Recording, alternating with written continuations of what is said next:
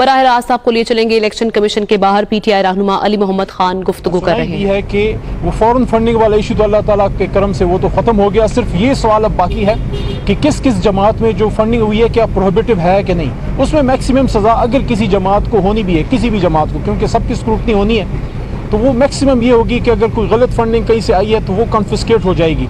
लेकिन जो foreign funding का डोल डाला गया था वो आज अल्लाह के करम से ख़त्म हुआ। और उसमें एक सवाल वैसे मेरे वहाँ बैठे बैठे जहन में ज़रूर उठा कि अकबर बाबर साहब के बारे में। इंतहाई मोहतरम है मेरे लिए, क्योंकि एक वक्त उन्होंने गुजारा है पीटीआई में, लेकिन 2009-10 के बाद वो फारिग हुए।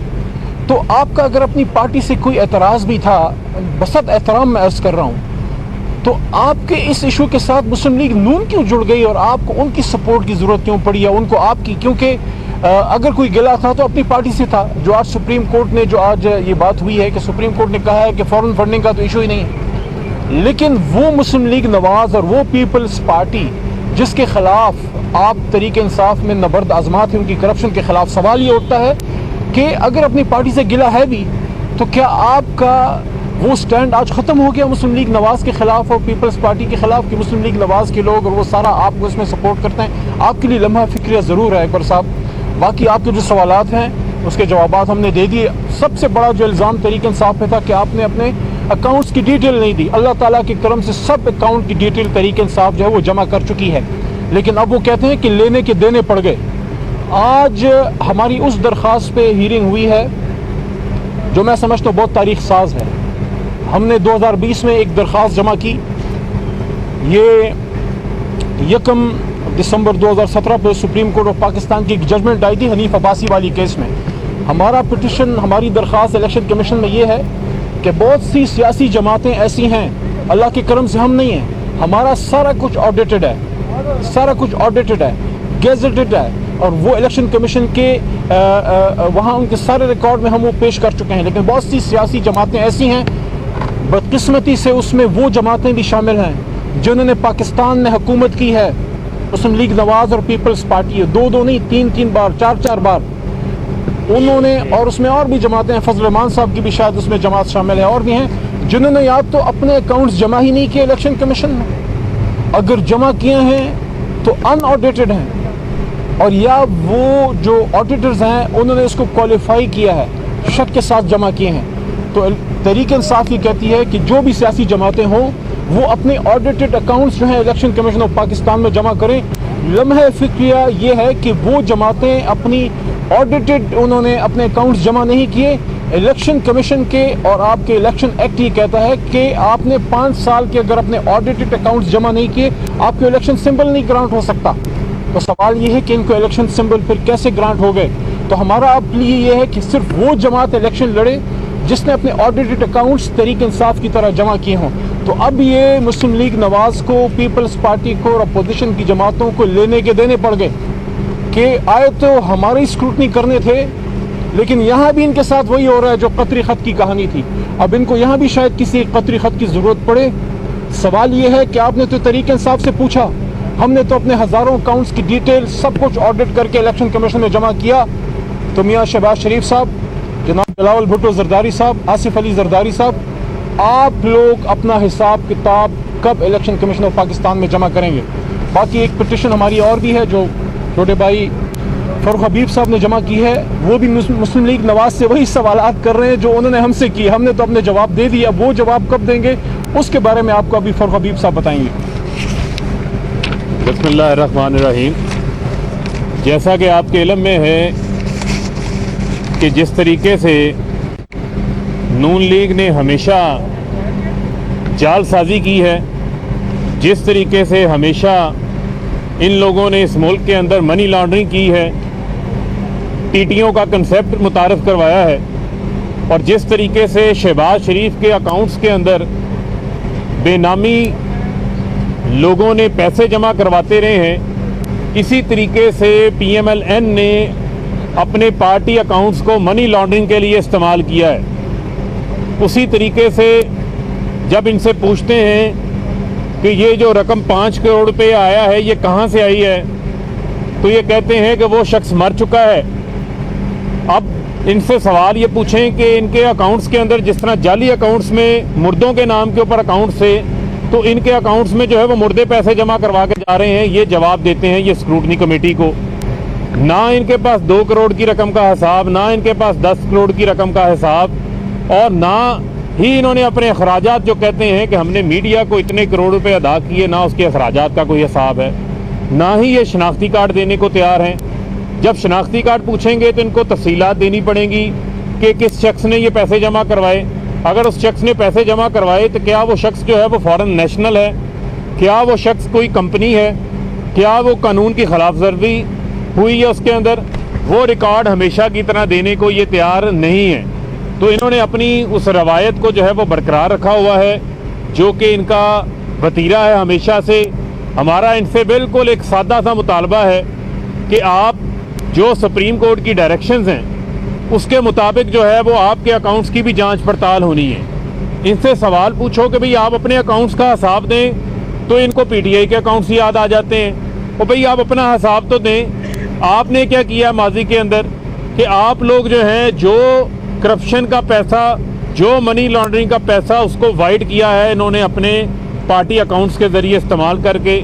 लंदन के अंदर इन्होंने अपनी कंपनियां रजिस्टर्ड करवा रखी हैं, अमेरिका के अंदर इनकी LLCs जो हैं वो रजिस्टर्ड हैं। तो ये जवाब जब नहीं देंगे तो इससे यही नतीजा अखज़ किया जाएगा कि इन्होंने जिस तरह पनामा केस के अंदर जाली ट्रस्ट डीड जमा करवाई थी, जाली कतरी खत जमा करवाया था, यहाँ भी किसी किस्म का जो है वो खत लेकर आ जाएंगे। तो मैं समझता हूँ कि अब इनकी जान नहीं छूटेगी, इनको जो है वो जवाब देना पड़ेगा, इनका एहतसाब भी होगा, इनके अकाउंट्स का एहतसाब भी होगा। और आप देखेंगे कि उन अकाउंट्स के अंदर से भी आपको एक लंबी दास्तान मिलेगी फलूदे वालों की, पापड़ों वालों की और ऐसे बेशुमार लोगों की जिनका इनकी पार्टी के साथ कोई ताल्लुक नहीं है, लेकिन उन्होंने पैसे जमा करवाए हुए हैं। नवाज शरीफ अपनी ही पार्टी को 10 करोड़ रुपया फंड देते हैं और फिर अपनी ही पार्टी से 6 करोड़ रुपया वापस ले लेते हैं। यानी ये वो तरीका है कि आप पैसा पार्टी अकाउंट में जमा करवाएं, बाद में वापस निकालने के ये पैसा हमारा वाइट हो गया है। तो मैं ये समझता हूँ कि इनके ऊपर बेशुमार इस किस्म के मामलात हैं जो इंतहाई संगीन नौयत के हैं, जिसके ऊपर जो है वो इनको जवाबदेह होना पड़ेगा। और मैं समझता हूँ कि इनके पास और कोई रास्ता नहीं है। और आज बिल्ली भी थैले से बाहर आ गई कि आज एहसन इकबाल साहब पहुँचे हुए थे, कहते हैं डे टू डे हेयरिंग करें, कर लें day to day hearing. PTI की भी होगी, नून की भी होगी, पीपल्स पार्टी की होगी, तमाम जमातों की होगी। तहरीक इंसाफ ने तो अपनी पार्टी के अंदर छुपे हुए मीर जाफरों, मीर सादिकों, नून लीग के एजेंटों को 2009 में निकाल दिया था, जो हमारी पार्टी के अंदर बैठ के जो है वो किसी और पार्टी की मुखबरी कर रहे थे, उनके टाउट बन के बैठे हुए थे। आज जो वो टाउट और एहसन इकबाल साहब जो हैं वो मीडिया को भी नज़र आया, सबको नज़र आया, एक जगह के ऊपर इकट्ठे नज़र आए। तो मैं ये समझता हूँ कि जो गड़ा नून लीग ने खोदा था पीटीआई के लिए, आज उसी गड़े के अंदर जो है वो खुद दफन होने को तैयार है। तो अब मैं समझता हूँ कि तहरीक इंसाफ के जो अकाउंट्स हैं वो तो जो है वो रोज़े रोशन की तरह जो है वो साफ़ है। अब जो है वो इनको जवाबदेह होना पड़ेगा, जो ये समझते थे कि हमारे से कोई सवाल नहीं पूछ सकता। तौबा नाउज़ बिल्लाह, हम कोई आसमान से उतरे हुए फरिश्ते हैं, दूध के धुले हुए हैं, हमारे अकाउंट्स पे कोई बात ही नहीं कर सकता। तो पता ये चलता है कि इनके जो ऑडिटर्स हैं वो को गली मोहल्ले के मुंशी भी नहीं है जिन्होंने इनके अकाउंट्स की जांच पड़ताल की हो, किसी जगह के ऊपर कोई उनकी इन लिस्टिंग ही नहीं है। तो मैं ये समझता हूँ कि हम इलेक्शन कमीशन से उम्मीद करते हैं कि जो बेज़ाब्तगियाँ जो पार्टी अकाउंट्स के अंदर नून लीग हो चाहे पीपल्स पार्टी हो, उसके अंदर जो जहाँ जहाँ पर कानून की खिलाफ वर्जियाँ हैं, बेज़ाब्तगियाँ हैं, जहाँ जहाँ पर मनी लॉन्ड्रिंग हुई है, उनके ऊपर सब की जगहों के ऊपर जो है वो कार्रवाई होनी चाहिए, ताकि जो है वो कानून की हाकमियत जो है वो कायम हो सके। बहुत शुक्रिया। आपने कहा कि फॉरेन फंडिंग के बाद खत्म हो गया, तो किस सेंस में खत्म हो गया सर, ये जरा बता दें। जी, ये सुप्रीम कोर्ट ऑफ पाकिस्तान में इसी इलेक्शन कमीशन में जो कंप्लेनेंट हैं अकबर बाबर साहब, उस पर तहरीक इंसाफ गई थी आगे, और वकला साहिबान ने आज इलेक्शन कमीशन में ऑन द बार ये बात की है कि वहाँ सुप्रीम कोर्ट ऑफ पाकिस्तान ने उस केस में ये डायरेक्शन दी है कि जो फॉरेन फंडिंग इशू है वो तो एक फेडरल गवर्नमेंट का इस्तेकाक होता है, वो करती है, कोई प्राइवेट पर्सन नहीं कर सकता। आप मैक्सिमम प्रोहिबिटिव फंडिंग का पूछ सकते हैं कि भाई एक बंदा जो है उसको अलाउड है कि नहीं है, तो वो तो उसकी तो मैक्सिमम सज़ा ये है कि अगर कभी साबित भी होता है तो वो ये है कि वो पैसे लेके आपसे बाकी सरकार ज़ब्त कर दें। लेकिन जिस मकसद के लिए, जिस एक मज़मूम मकसद के लिए एक बदनीयती पे मबनी ये केस शुरू किया गया था 2014 में, अगर आपको याद हो कि हमने उस वक्त की हुकूमत के ख़िलाफ़ एक बहुत बड़ा धरना किया था, तो मकसद ये था कि किसी तरीके से तहरीक इंसाफ की पार्टी ख़त्म करने के, ना रहेगा बांस और ना बजेगी बांसुरी, ना तहरीक इंसाफ होगी, ना करप्शन पे बात करेगी। तो सुप्रीम कोर्ट ऑफ पाकिस्तान से जो इनको एक मैं समझता हूँ बहुत बड़ी चोट पड़ी है वो यही है जो हमारे वकला साहबान ने बताया आज इलेक्शन कमीशन में कि फॉरेन फंडिंग का तो इशू अब नहीं रहा। अब तो मैक्सिमम ये पूछना है कि भाई ये अगर आपके पास कोई पैसे किसी बंदे ने भेजे हैं क्या वो प्रोहिबिटिव हैं कि नहीं है, अब ये सवाल सिर्फ रह गया है। और सबसे इंपॉर्टेंट चीज़ जो है, जो आज मैंने अभी बात की भी थी कि हमने तो अपने अकाउंट जमा कर दिए, लेकिन वो कहते हैं ना कि लेने के देने पड़ गए। अब नून लीग और पीपल्स पार्टी को जो है अपने अकाउंट जमा करने, हमने तो जमा कर दिए, ये तो बेचारे ऑडिट भी नहीं करते। और देखें ऑडिट जिस तरह अभी फारूक भाई ने बात की है, आपने अगर ऑडिट भी करना है तो आपने एक रिप्यूटेड इदारे से ऑडिट करना होता है। ये नहीं करना होता कि आपने किसी गली मोहल्ले में किसी एक छोटी सी फर्म से कर दिया अपनी खानापुरी के लिए। अच्छा अली मोहम्मद खान साहब, एक सवाल है इसके साथ, जब भी पार्टी की तफसीलात जमा कराई जाती है तो पार्टी सरबराह की जानिब से हलफनामा भी जमा कराया जाता है गैर ममनू फंडिंग।